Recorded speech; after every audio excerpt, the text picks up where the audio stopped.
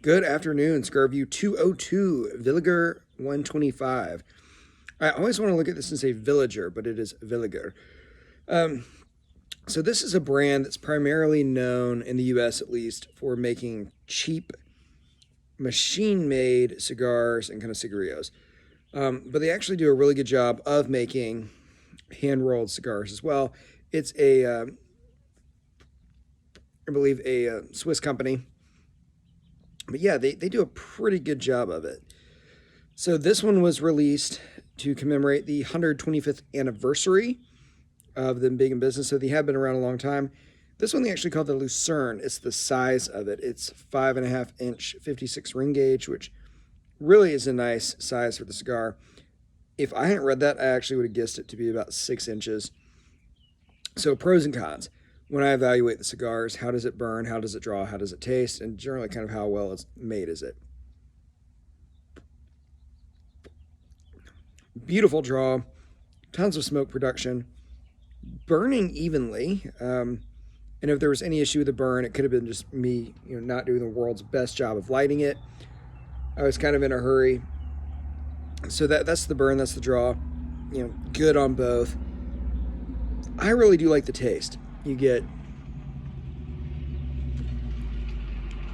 chocolate, spice, nutmeg, really some nice flavors in there. I mean, almost what I would call like the typical cigar bakery taste.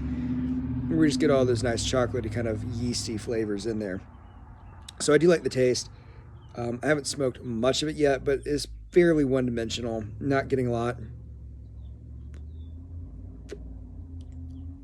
of other stuff. Maybe a hint of salt and lime in there. And I do really like the lime flavor. It's kind of, Cuban-esque. The only cons with the cigar, I mean, and I think these are about, maybe I paid like $6 or something for it. I don't remember what I paid, but it's so hard to tell in the video. It is either just poorly made or really dry, but my humidor was fine, so I don't think it's really dry. You can see that just even within the wrapper, there's significant cracking, right? Like right here. This to me is frankly indicative of a company that usually makes machine-made cigars and made some hand-rolled ones.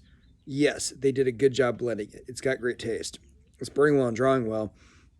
But, the wrapper, it does seem like, if I was to go take a cigar rolling class, maybe I would produce something like this. I probably wouldn't, right? I think I would, but I'd probably do much worse. But it just isn't, if I was to compare this next to a, Romeo or a Ortega's or something, yeah, it's not rolled as well. There's not the quality there on the wrapper. But that being said, when I'm smoking them, as long as it's not actively totally falling apart, it doesn't matter, right? If I get big air pockets in here, if I get big holes here, or one time I had a cigar with a giant hole here, so you literally just couldn't draw it.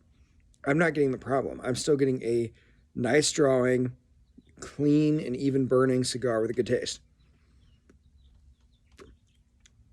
A really good taste, honestly. So what would I pay for it?